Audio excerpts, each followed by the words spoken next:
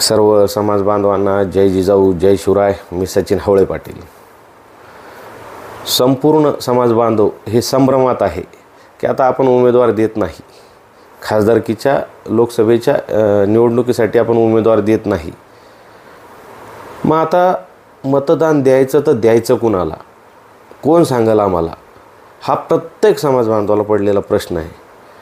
कारण आजपर्यंत त्यांना लक्षात आलेलं आहे, आजपर्यंत आपल्याला कोणी फसवलेलं आहे, कुणी आपल्याला आश्वासनं दिले खोटे, कुणी आपल्या जातीसोबत अन्याय केला, मग ते आपले असो की परकी असो, हे सर्व समाज बांधवांना माहीत आहे. पण काही समाज बांधवांचं असं म्हणणं आहे, बा आता मग द्यायचं तर द्यायचं कुणाला, आम्हाला कोण सांगेल.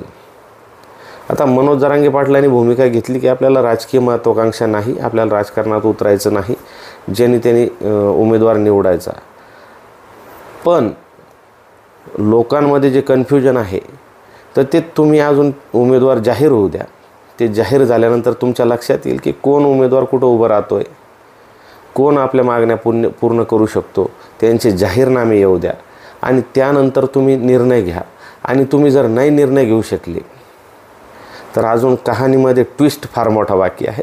अजून मनोज जरांगे पाटील हे काय भूमिका घेतील, काय सांगतील, अजून गनिमी कावा बाकी आहे. नाहीच तुम्हाला कळालं तर आपण सर्वांनी मिळून मनोज जरांगे पाटलांना विनंती करू की आता आम्ही योग्य उमेदवार कोणता निवडायचा. त्यांनी तर सर्वस्वी सांगून दिलेलं आहे की ज्यांनी त्यांनी आपल्याला जे वाटेल त्या व्यक्तीला आपण मतदान करायचं आहे. कुणी आता तुम्हाला भूल थापा देण्याचा प्रयत्न करेल, आश्वासन देण्याचा प्रयत्न करेल, तर त्या भूल थापा किती तुम्हाला योग्य वाटतात ते बघा. सर्वांना वाटत होतं आताही की बा अंतिम टप्प्याची लढाई, आपण अंतिम टप्प्यात आहोत तर खासदार केला द्यायचा. पण हे जे समीकरण बघितलं आतापर्यंतचं की आपलेच समाज बांधव हे आपल्यामध्ये भांडत बसले असते आणि मराठा आरक्षणाची मागणी ही मागं पडली असती. त्यामुळं आपण राजकीय भूमिका घेतली नाही. पण सर्वांना अजून एक वाटतं की आपली राज्यकर्ती जमात आहे, आजपर्यंत आपण देत आलेलो आहे आणि आज आपल्याला लाचारी पत्करावं लागते. तर तसं काहीच नाही. सर्वांना आपण त्यांची जागा दाखवून देऊ. थोडं धीरानं घ्या. म्हणजे इतके वर्ष आपण सोसलं, थोडे दिवस अजून सोसा. ही संधी ही जी आलेली आहे आता, यामध्ये तुमच्याकडं मोठं शस्त्र आहे. मतदान कुणाला करायचं हे तुम्ही जाणून आहात. आपल्याला आंदोलन महत्त्वाचं आहे, आपल्याला आरक्षण महत्त्वाचं आहे. तर काय करायचं आणि काय नाही हे डिसिजन तुम्ही घ्या. सर्व जाती धर्माचा सन्मान करायला शिका. म्हणजे इतर जाती धर्माचा जरी समाज बांधव उभा राहिला तर त्याला निवडून आणण्यासाठी तुम्ही प्रयत्न करा. म्हणजे इथं फक्त आपल्याच जातीचे पाहिजे असं नाही, सर्व जाती धर्माला आपण जे म्हणतो सर्व जाती धर्माचा आम्हाला पाठिंबा आहे, सर्व जाती धर्माचा आपल्याला पाठिंबा आहे. तर सर्वांना जर एक चांगला उमेदवार जर दुसऱ्या जाती धर्माचा असेल तर त्याला पण तुम्ही निवडून आणा. आपले जरी असले तर आपल्याला घरी बसवा. भ्रष्टाचारी असतील त्यांना घरी बसवा. दलबदलू असतील त्यांना घरी बसवा. म्हणजे तुम्हाला आता हे येऊन तुम्हाला गोंजारण्याचं काम करतील, खोटारडे लोक आश्वासनं देतील, तर तुम्ही ते म्हणजे सुज्ञ आहात, तुम्ही ते जाणू शकता. पण आता आपण आपल्याला प्रोटोकॉल घालून द्या, आपल्या समाज बांधवांना, आपल्या पोरांना प्रोटोकॉल घालून द्या की आता हे जे नवतरुण पिढी आहे ही आता ह्या लोकांच्या सतरंजा उचलायला जाईल, तर यांना बिलकुल जाऊ देऊ नका. हे आपण कोणत्या कुळात जन्मलो, आपण कोणत्या देशात जन्मलो, या आपला स्वाभिमान जागृत करा. युवकांनी तब्येती बनवा, ह्या राजकारण्यांच्या लादी लागू नका. युवकांनी बॉड्या बनवा, MPSC UPSC तयारी करा, लग्न साधारण करा, गरीब मुलींना मदत करा. आरक्षण तर आपण 100% घेणार आहे, पण आरक्षणाची गरजच पडणार नाही इतका अभ्यास करा. खचू नका, निराश होऊ नका, आत्महत्या करू नका. थोरा मोठ्यांचा सन्मान करा, आईवडिलांचा सन्मान करा, संतांचा सन्मान करा, सर्व जाती धर्माच्या महापुरुषांचा सन्मान करा, माता भगिनींचा सन्मान करा. त्यांच्याकडे कोणी वाकड्या नजरेनं जर पाहिलं तर त्याला वेळीच रोखा, तिथं विरोध करा. म्हणजे आपण कोणत्या राज्यात राहतो, कोणत्या देशात राहतो, शिवशाहू फुले आंबेडकरांचा आपण महाराष्ट्र म्हणतो, तर त्या महाराष्ट्राला एक नवीन पद्धतीने घडवा, वारकरी संप्रदाय टिकवा, इतिहास वाचायला शिका, महापुरुषांचे उद्योजकांचे विचार वाचायला शिका, नोकरदार बनण्यापेक्षा उद्योजक बनवा, पुढारी घडवू नका, महापुरुष घडवा. आपल्या पोरांमध्ये महापुरुष बघा, त्यांना महापुरुषांचे विचार द्या. आपण कोणत्या कुळात जन्मलो, कोणत्या राज्यात, कोणत्या देशात जन्मलो, आपल्या इथला काय इतिहास आहे हे घडवा. त्यांना ऑनलाईन गेम खेळायला देऊ नका, म्हणजे ते दिवसभर त्या ऑनलाईन गेम खेळत बसतील आणि आपली पिढ्या बर्बाद होतील. त्यांना इतिहास वाचायला शिका. व्यसन सोडा. इतर कोणी व्यसन करत असेल तर हे व्यसन सोडा, कारण हे व्यसन आपल्याला आपल्या म्हणजे जाती आपल्या ह्या लयाला जाण्यासाठी फार मोठं कारणीभूत आहे. दुःखी असेल त्यांना धीर द्या. जो दुःखी असेल, गोरगरीब मुलं असतील त्यांना शिक्षणासाठी, फीससाठी, वह्या पुस्तकांसाठी त्यांना मदत करा.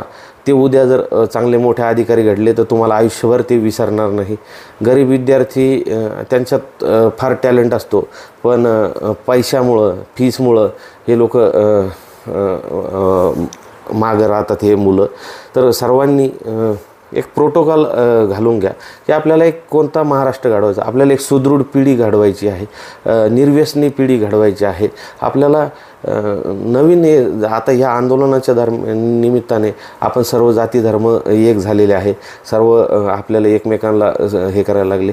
आरक्षण 100% भेटणार आहे. आरक्षण घेतल्याशिवाय आपण छाताडावर बसून आरक्षण घेऊ, पण आता आपण अंतिम टप्प्यात आहे. ही लोकसभेत आपले उमेदवार जाऊन, खासदार जाऊन तिथं आपली बाजू मांडतील, हा प्रत्येकाचा तुमचा समज होता.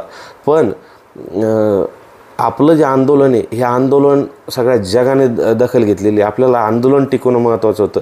जर आपण खासदारकीला उमेदवार दिले असते तर ह्या लोकांनी म्हणजे आपल्यातलेच काही लोक विरोधात फॉर्म भरून आपल्या उमेदवाराला पाडलं असतं.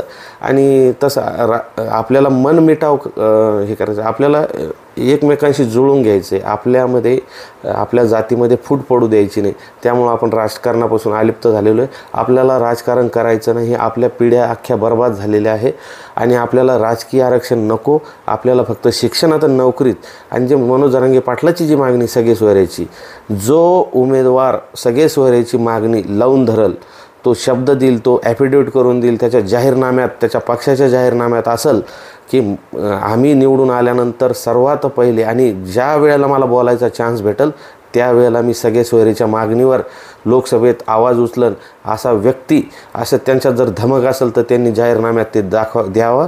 आणि नंतर समाज बांधवांनी तो व्यक्ती किती विश्वासपात्र आहे आणि तो तुम्ही ठरवा.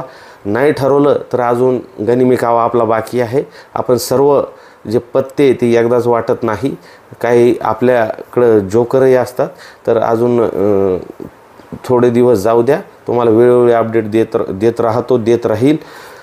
तुम्हाला हा व्हिडिओ जर आवडला असेल तर जास्तीत जास्त शेअर करा, सबस्क्राईब करा.